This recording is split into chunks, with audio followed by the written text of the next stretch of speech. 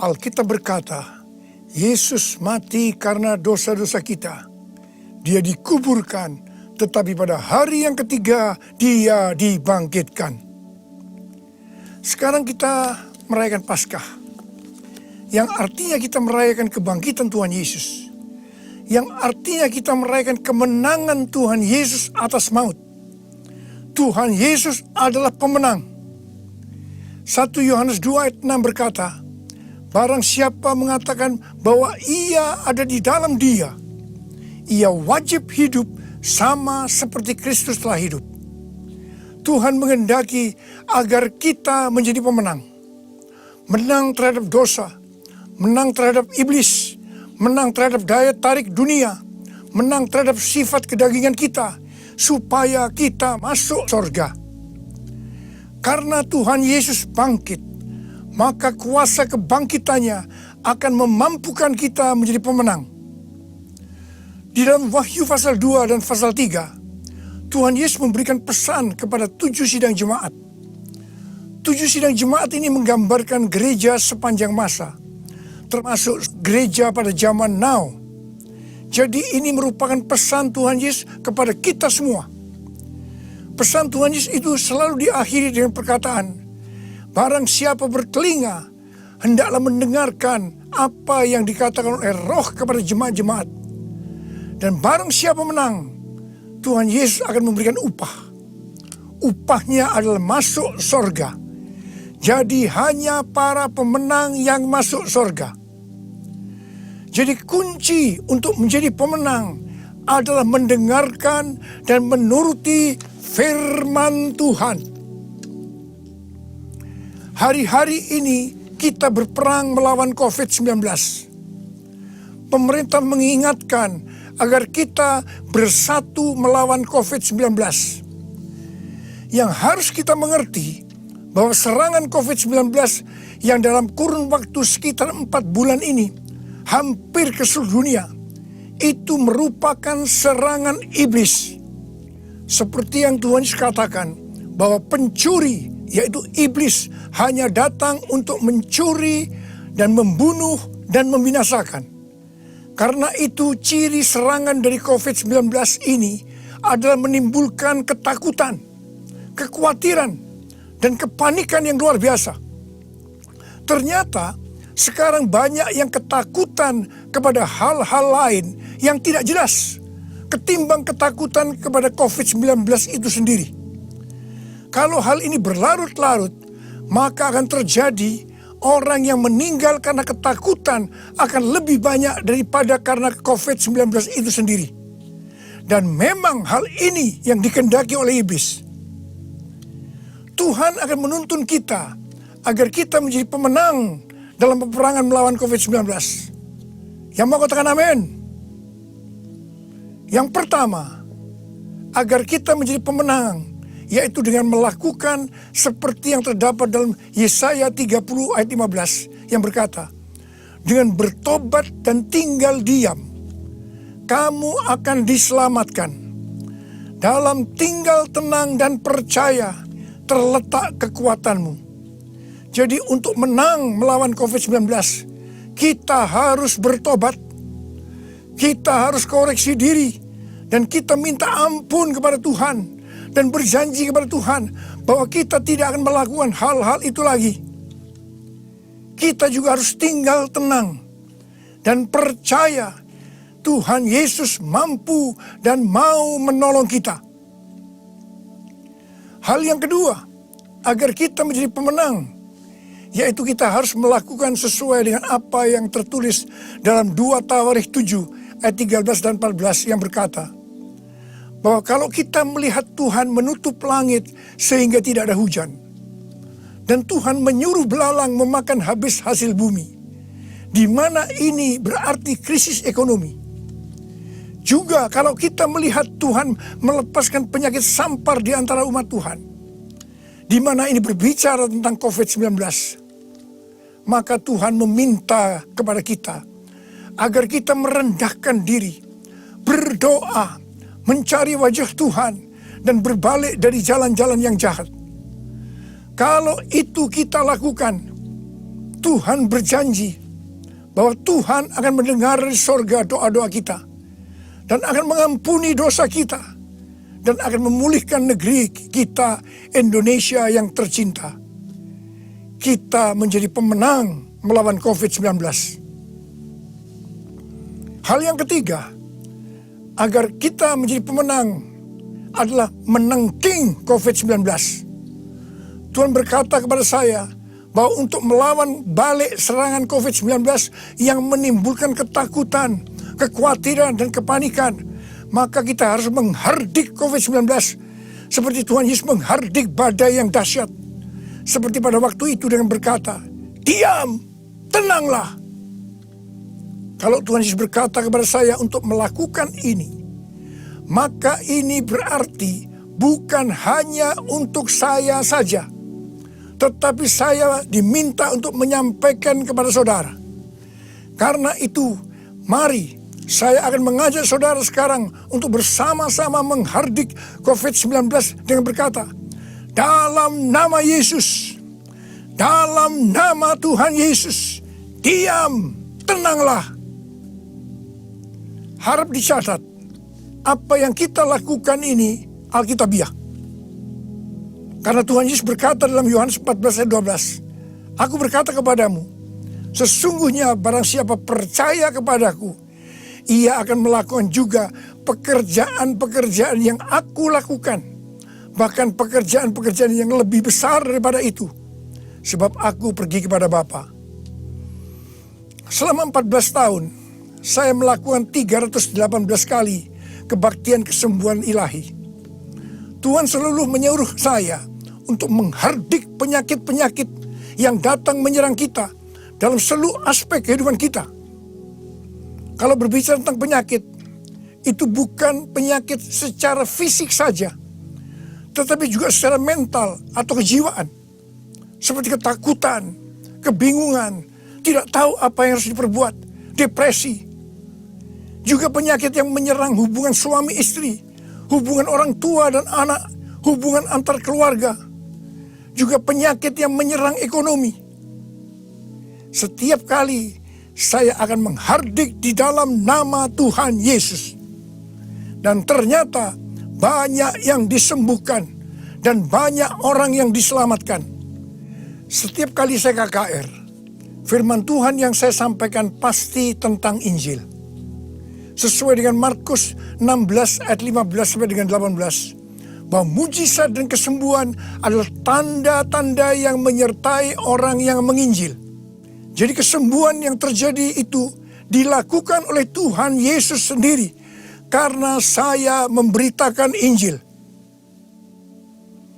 Hal yang keempat, agar kita menjadi pemenang adalah melakukan seperti yang Daud lakukan. Pada zaman Raja Daud, Tuhan pernah menghukum orang Israel dengan penyakit sampar. Ada 70.000 orang yang mati. Itulah sampar ini berhenti setelah Daud melakukan dua hal. Yang pertama, Daud bertobat, minta ampun sungguh-sungguh kepada Tuhan. Dan yang kedua, Daud membuat mezbah dengan membayar harganya. Jadi pada waktu Daud membuat mezbah di tanah Arauna, orang Yebus itu, Arauna berkata kepada Daud bahwa dia yang akan menanggung semua biaya pembuatan mezbah dan untuk korban bakaran. Tetapi Daud menolak dan dia berkata bahwa dia akan membuat mezbah dengan cara membayar harganya.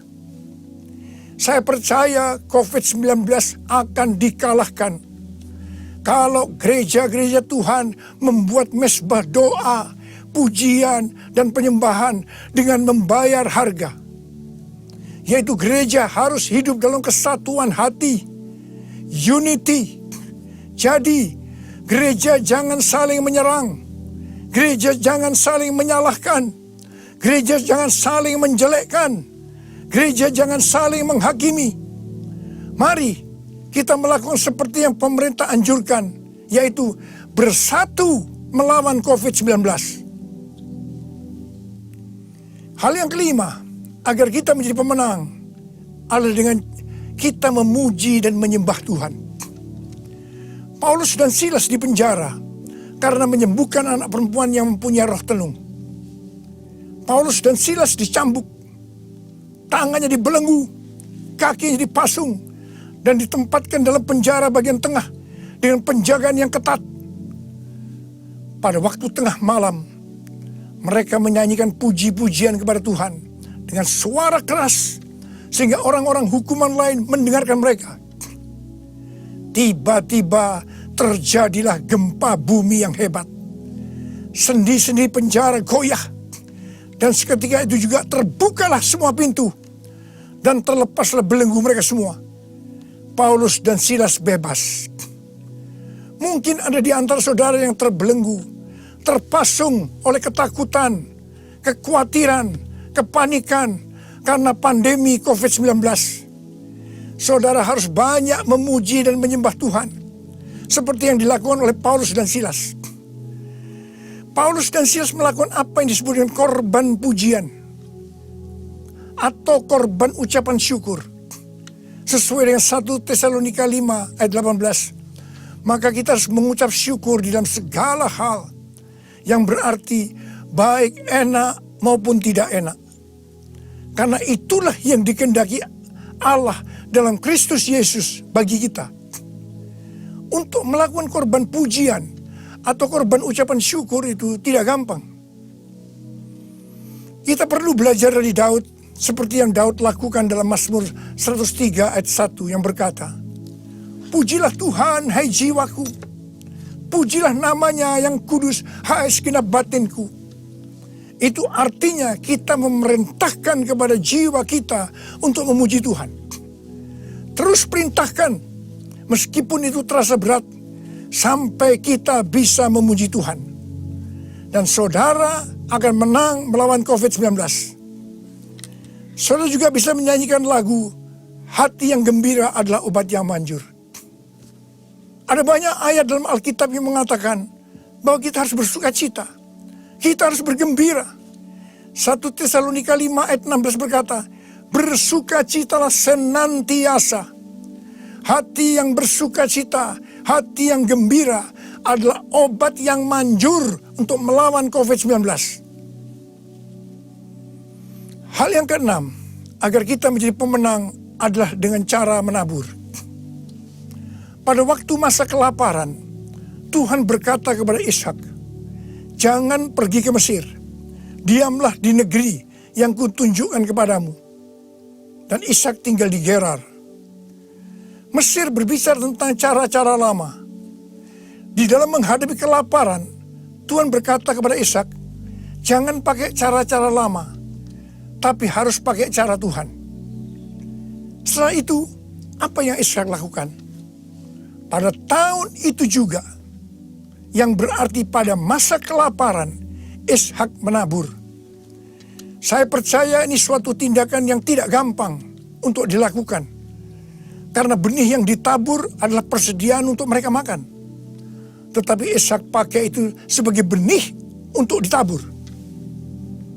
Karena Ishak melakukan apa yang Tuhan kehendaki, maka dikatakan Tuhan memberkati Ishak. Sehingga pada tahun itu juga Ishak mendapatkan hasil 100 kali lipat. Ishak menjadi kaya, bahkan kian lama kian kaya, sehingga ia menjadi sangat kaya. Hari-hari ini kita berada dalam krisis ekonomi sebagai dampak dari pandemi COVID-19. Justru pada waktu krisis ekonomi ini, kita perlu bersama-sama bersatu, menabur untuk menjadi berkat bagi sesama, seperti mengadakan bakti sosial, menyediakan APD bagi tenaga medis, dan lain-lain. Saya percaya ini yang dikehendaki oleh Tuhan. Dan saya percaya seperti Tuhan memberkati Ishak, saudara juga akan diberkati dalam krisis ekonomi ini. Berarti saudara menang atas dampak yang diakibatkan oleh COVID-19, yaitu krisis ekonomi. Hal yang ketujuh, agar kita menjadi pemenang adalah melakukan seperti yang terdapat dalam Yesaya 26 ayat 20 yang berkata, "Mari bangsaku, masuklah ke dalam kamarmu, tutuplah pintumu sesudah engkau masuk. Bersembunyilah barang sesaat lamanya sampai amarah itu berlalu. Jadi, di rumah saja itu bukan merupakan kekalahan terhadap COVID-19, tetapi justru ini merupakan kunci kemenangan. Amsal 22 ayat 3 berkata, kalau orang bijak melihat malapetaka, bersembunyilah ia. Tetapi orang yang tidak berpengalaman berjalan terus, lalu kena celaka.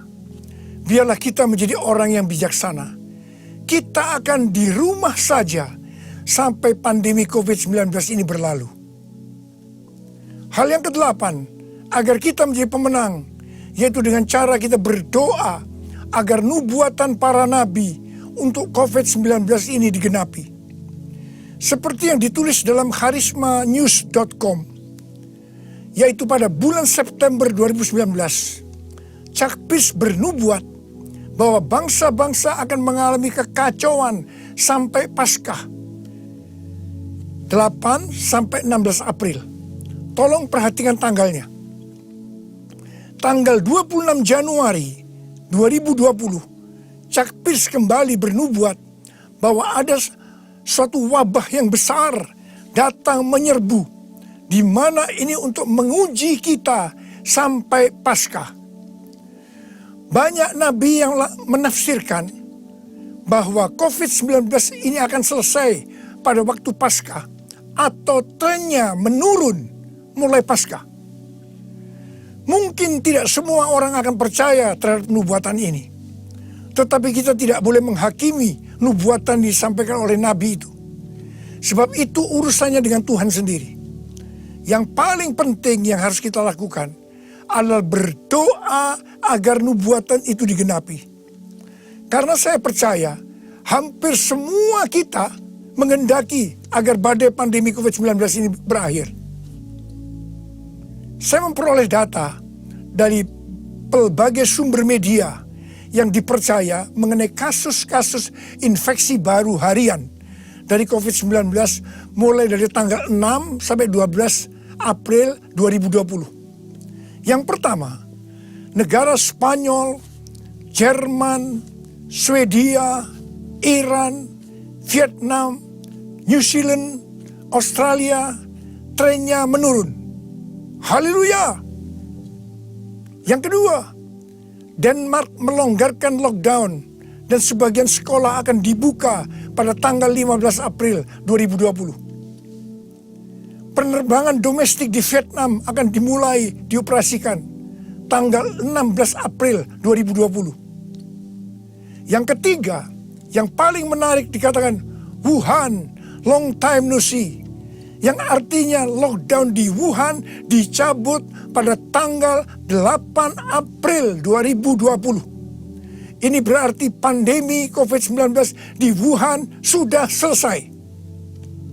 Dengan melihat data ini, kita pasti akan bisa mengatakan bahwa nubuatan dari Chuck Pierce digenapi. Amin.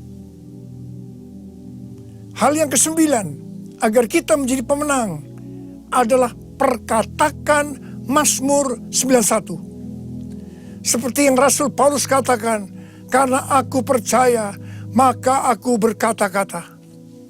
Karena itu kita yang percaya janji Tuhan dalam Mazmur 91, kita akan perkatakan setiap hari. Janji Tuhan dalam Mazmur 91 ditujukan kepada orang-orang yang hatinya melekat kepada Tuhan. Terhadap orang yang hatinya melekat kepada Tuhan, Tuhan berkata, engkau jangan takut terhadap kedahsyatan malam, terhadap panah yang terbang di waktu siang, terhadap penyakit yang sampar yang berjalan di dalam gelap, terhadap penyakit menular yang mengamuk di waktu petang. Walau 1000 orang rebah di sisimu dan 10.000 di sebelah kananmu, tetapi itu tidak akan menimpamu. Saudara, saya mau berdoa buat saudara. Bangkit, jadilah pemenang. Mari angkat tangan saudara. Saya mau berdoa buat saudara. Oh, ini pesan Paskah yang kau berikan kepada kami, Tuhan. Terima kasih, Paskah di mana engkau bangkit menang terhadap maut Demikian Kau menghendaki kami keluar sebagai pemenang ya Tuhan. Bapa, hamba berdoa buat anak-anak-Mu semua. Biar kami semua boleh bangkit dan jadi pemenang. Termasuk menang terhadap COVID-19. Bapa, jagalah anak-anak-Mu. Sertai Tuhan anak-anak-Mu. Sembuhkan mereka yang sakit Tuhan. Sembuhkan mereka, sembuh dalam nama Yesus. Sembuh, terima kesembuhan dalam nama Yesus. Dalam nama Yesus, sembuh. Amin.